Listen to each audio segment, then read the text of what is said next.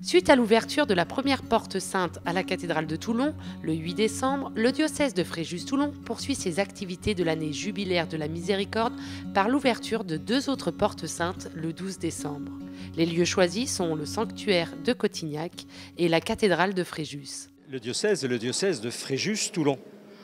Or, parmi les quatre portes de l'année de la Miséricorde qui ont été choisies, eh bien, il fallait que la cathédrale de Fréjus fasse partie, en effet, de ce lieu jubilaire pour pouvoir passer la porte sainte, la porte de la Miséricorde, puisque la cathédrale de Fréjus est l'une des plus anciennes cathédrales du diocèse et a été le siège de l'évêque pendant très longtemps.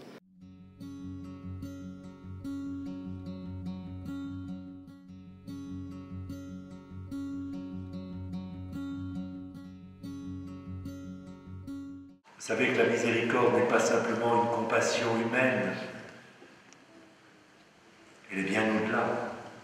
Et entrer dans les sentiments mêmes de Christ, c'est découvrir son visage de pardon et de paix, c'est devenir nous-mêmes, à notre tour, des ambassadeurs de la miséricorde, là où Dieu nous a placés, des témoins de sa réconciliation, et c'est d'emporter témoignage auprès de tous les hommes et les femmes qui sont privés de Dieu, qu'ils n'ont pas encore rencontré. Les pèlerins sont venus nombreux aux deux cérémonies, ce qui manifeste le fort engagement du peuple de Dieu à répondre à l'appel du pape. Voici le moment favorable pour changer de vie, voici le temps de se laisser toucher au cœur. Déjà ce matin, on est venu à la confession qu'il y avait, donc on a été convoqués par les catéchismes des petits et on a profité pour se confesser, bien préparé.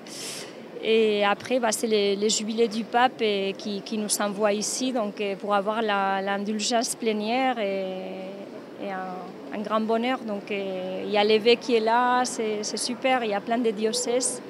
C'est très, très enrichissant d'être là ensemble, en fait. C'est aussi un renouvellement permanent de notre foi et on est très content de pouvoir participer à ces manifestations.